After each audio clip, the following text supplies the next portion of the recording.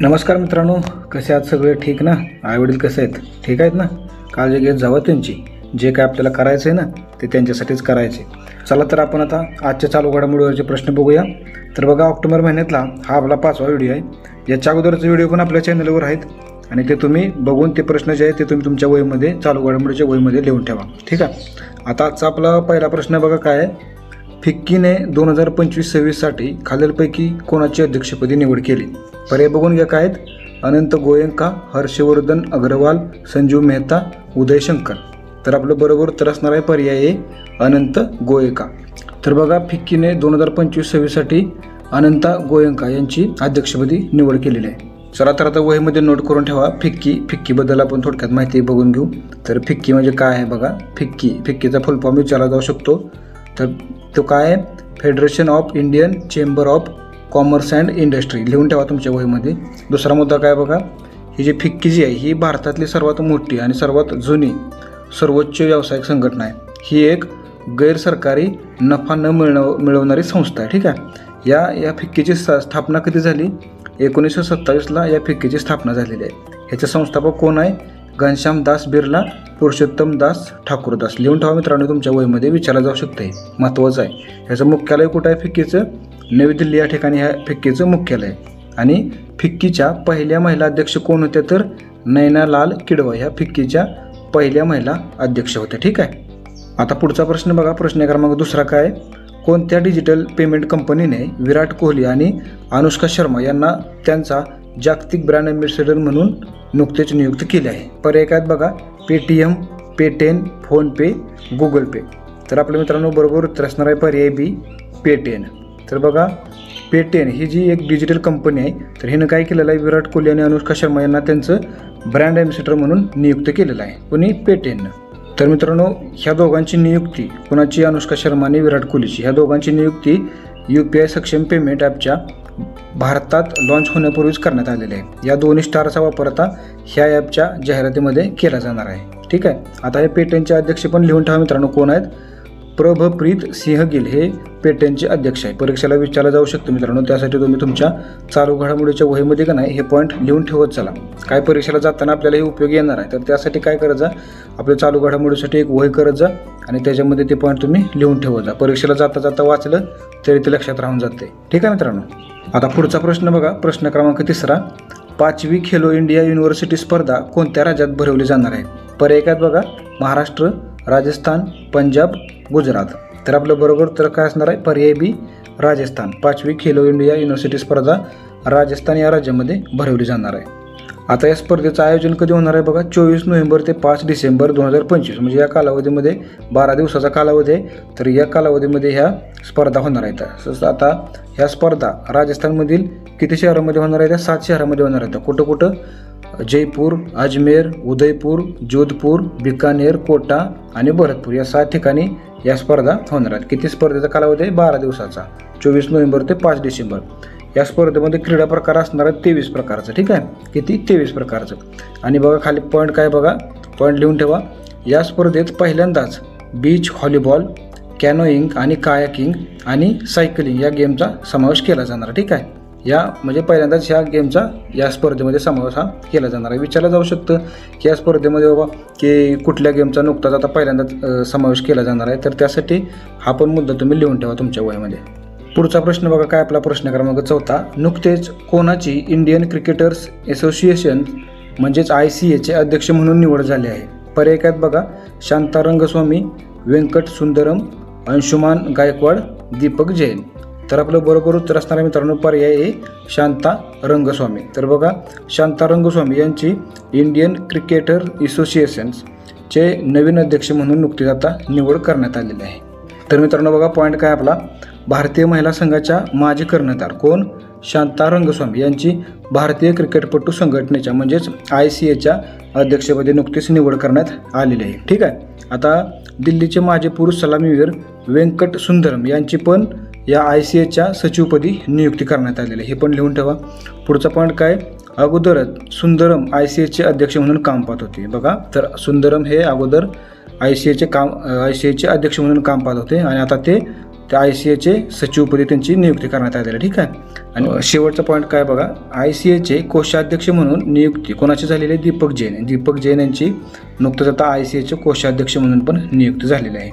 तर मित्रांनो, तुम्हाला थोडक्यात सांगायचं झालं तर चालू घडामोडीचा हा टॉपिक असा आहे की आपण जर हे वाचला ना तरच आपल्याला लक्षात राहतं. कारण आपण पुस्तकात तर आपण चला GK वगैरे तुम्ही वाचताय सगळं करताय, पण ते लक्षात राहील. पण चालू घडामोडी जर तुम्ही जर रोजचं जर नाही बघितलं ना तर ते तुमच्या लक्षात राहणार नाही. त्यासाठी मी काय म्हणतो की तुम्ही हे रोजचे प्रश्न आहे का नाही ते तुम्ही एखादी वही करा आणि त्या वहीमध्ये हे प्रश्न लिहून ठेवत चला. आणि ज्यावेळेस आपली परीक्षा असेल, पेपर असेल ना, त्यावेळेस बसतं फक्त त्याच्यावर एकदा तुम्ही नजर मारली ना की ते तुमच्या लक्षात राहून जाईल. तर त्यासाठी काय करायचं की एक सेपरेट वही करायचं आपली चालू घडामोडीसाठी. परीक्षा येईल त्या परीक्षेला आपलं ते प्रश्न तुम्ही वाचून परीक्षेला जाऊ शकता. आणि ते फायद्याचं पण आहे, कारण मी पण तसंच करत होतो, त्याचा फायदा खूप होतो. ठीक आहे. आता बघा प्रश्न क्रमांक 5 काय आपला, 2025च्या जागतिक भूक निर्देशांकात 123 देशाच्या यादीत भारत कितव्या स्थानी आहे? पर्याय काय बघा आपले 105, 102, 107, 110. तर आपलं बरोबर उत्तर काय असणार मित्रांनो? पर्याय B 102. 2025च्या जागतिक भूक निर्देशांकात 123 देशाच्या यादीमध्ये आपला भारत देश हा 102 या स्थानी आहे. आणि हा पॉईंट बघा मित्रांनो, ह्या प्रश्नाबद्दल पॉईंट काय, 25.8च्या स्कोअरसह भारताची भूक पातळी गंभीर श्रेणीत येते. ठीक आहे. 25.8 आपला हा भारताचा स्कोअर आहे. तर त्यामुळं आपल्या भारताची जी भूक पातळी ती गंभीर श्रेणीमध्ये येते. आता बघा पुढचा प्रश्न क्रमांक 6 काय आहे, 30वी राजमाता जिजाबाई ट्रॉफी कोणत्या राज्याने जिंकली? पर्याय काय आपले मणिपूर, पश्चिम बंगाल, ओडिसा, उत्तर प्रदेश. तर मित्रांनो आपलं बरोबर उत्तर असणार आहे पर्याय आहे मणिपूर. बघा 30वी राजमाता जिजाबाई ट्रॉफी ही मणिपूर या राज्याने जिंकलेली आहे. आता ह्या प्रश्नाबद्दल पण थोडक्यात 2-4 पॉईंट आहेत, तर ते तुम्ही लिहून ठेवा. ही जी स्पर्धा आहे ही अखिल भारतीय फुटबॉल महासंघानं आयोजित केलेली एक वरिष्ठ महिला राष्ट्रीय फुटबॉल अजिंक्यपद स्पर्धा आहे. ठीक आहे. आता ह्या स्पर्धेमध्ये विजेता संघ झाला कुठला? मणिपूर. उपविजेता संघ कुठला आहे तर पश्चिम बंगाल. उपविजेता पण विचारला जाऊ शकतो, त्यासाठी लक्षात ठेवा, हे लिहून ठेवा. उपविजेता संघ पश्चिम बंगाल आणि विजेता संघ मणिपूर. आणि हा शेवटचा जो सामना झाला हा 15 ऑक्टोबर 2025 रोजी रामकृष्ण मिशन आश्रम मैदान, नारायणपूर, छत्तीसगड या राज्यामध्ये झालेला. ठीक आहे. इथं अंतिम सामना कुठं झाला हा पण विचारला जाऊ शकतो, तर छत्तीसगडमध्ये तो झालेला आहे. रामकृष्ण मिशन आश्रम मैदान या मैदानावर झालेला आहे. ठीक आहे. पुढचा प्रश्न बघा, प्रश्न क्रमांक 7 खाजगी आणि सरकारी क्षेत्रातील महिलांसाठी मासिक पाळी रजा लागू करणारं भारतातलं पहिलं राज्य कोणतं? पर्याय काय बघा आपले कर्नाटक, महाराष्ट्र, पंजाब आणि उत्तर प्रदेश. तर आपलं बरोबर उत्तर असणार आहे पर्याय A कर्नाटक. ठीक आहे.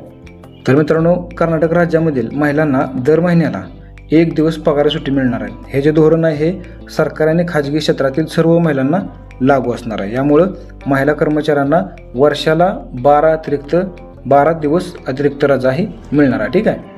आता पुढचा प्रश्न बघा, प्रश्न क्रमांक 8 11व्या आशियाई जलक्रीडा स्पर्धा नुकत्याच कुठे संपन्न झाल्या? पर्याय काय बघा आपले जयपूर, मुंबई, अहमदाबाद, चंदीगड. तर आपलं बरोबर उत्तर असणार आहे पर्याय C अहमदाबाद. 11व्या आशियाई जलक्रीडा स्पर्धा अहमदाबाद या ठिकाणी नुकत्याच संपन्न झालेल्या आहेत. तर मित्रांनो, स्पर्धेचा कालावधी बघा. स्पर्धेचा कालावधी कुठला होता?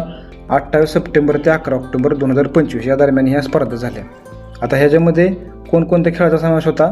जलतरण, डायव्हिंग, कलात्मक जलतरण आणि वॉटर पोलो या स्पर्धेचा समावेश होता. आणि ही स्पर्धा आपल्या भारतामध्ये पहिल्यांदाच अहमदाबादमध्ये आयोजित करण्यात आलेली आहे. ठीक आहे. हे पण इथं लक्षात ठेवा. पुढचा प्रश्न बघा, प्रश्न क्रमांक 9 जागतिक अन्न दिवस दरवर्षी कधी साजरा केला जातो? तर मित्रांनो, या दिवसाबद्दल तुम्हाला सांगायचं झालं तर की परीक्षेला का नाही या दिवसाबद्दल भरपूर प्रश्न येतात आणि भरपूर वेळा विचारलं जातं. आणि आपलं काय होतं की आपल्या लक्षात राहत नाही की याला कुठला दिवस कधी तर त्यासाठी मी काय म्हणतो, तुम्ही काय करत जरा जानेवारी, फेब्रुवारी, मार्च ह्या प्रत्येक महिन्याचं का नाही दिवस जे आहेत ना ते वेगवेगळं असं तुम्ही एका कागदावर लिहून ठेवा. म्हणजे ते तुमच्या लक्षात राहील की बाबा हा जानेवारीमध्ये कुठले दिवस असतात, फेब्रुवारीमध्ये कुठले दिवस असतात, ते लक्षात राहील तुमच्या. तर ते तुम्ही तेवढं करून ठेवा. ठीक आहे. तर बघा आता आपले पर्याय काय आहेत बघा 10 ऑक्टोबर, 16 ऑक्टोबर, 12 ऑक्टोबर, 15 ऑक्टोबर. तर याचं उत्तर असणार आहे मित्रांनो पर्याय B 16 ऑक्टोबर. जागतिक अन्न दिवस कधी साजरा केला जातो? तर 16 ऑक्टोबर या दिवशी साजरा केला जातो. आता मित्रांनो, ह्या प्रश्नाबद्दल 2-3 पॉईंट काय आहेत बघा. अन्न सुरक्षा, पोषण आणि शाश्वत शेतीविषयी जनजागृती करण्यासाठी हा दिन साजरा करण्यात येतो. ठीक आहे. आता 1945 मध्ये संयुक्त राष्ट्राच्या FAO म्हणजेच काय फूड अँड ॲग्रिकल्चर ऑर्गनायझेशन या संस्थेची स्थापना झाल्याच्या स्मरणार्थ हा दिवस 1981 पासून पाळला जातो. कधीपासून? 1981 पासून. विचारला जाऊ शकतो मित्रांनो, जागतिक अन्न दिवस कधीपासून पाळला जातो? तर 1981 पासून पाळला जातो. आणि या वर्षीची म्हणजे 2025ची थीम काय?